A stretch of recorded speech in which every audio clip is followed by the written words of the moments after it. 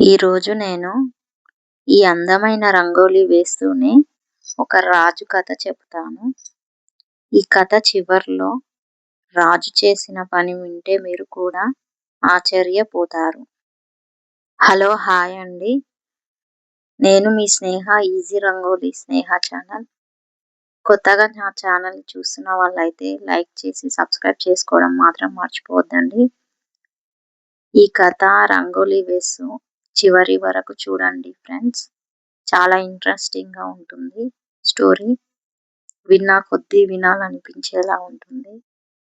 Okay అండి, story start చేద్దాం. ఒకప్పుడు ధర్మవర్మ అనే రాజు ఉండేవాడు.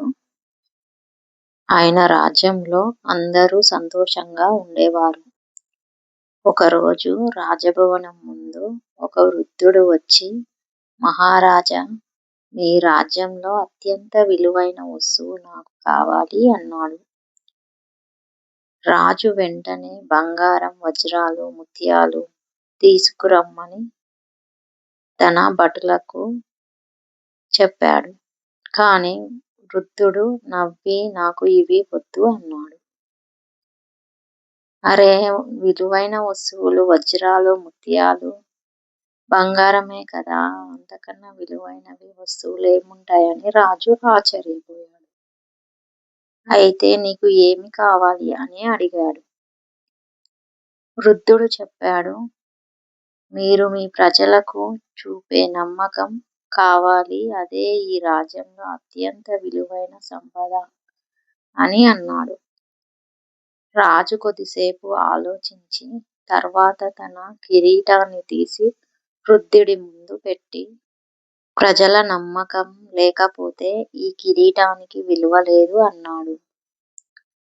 అప్పుడు ఆ వృద్ధుడు నిజానికి ఒక మహాజ్ఞాని. ఆయన చిరునవ్వుతో, మీరు నిజంగా గొప్ప రాజు. బంగారంతో కాదు, మంచి మనసుతో రాజ్యం నిలుస్తుంది అని ఆశీర్వదించాడు.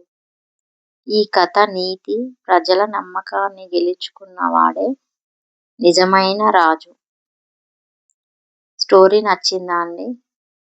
స్టోరీ నచ్చితే ప్లీజ్ అండి లైక్ చేసి సబ్స్క్రైబ్ చేసుకోండి ఫ్రెండ్స్.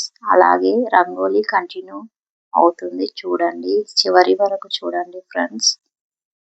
Thanks for watching.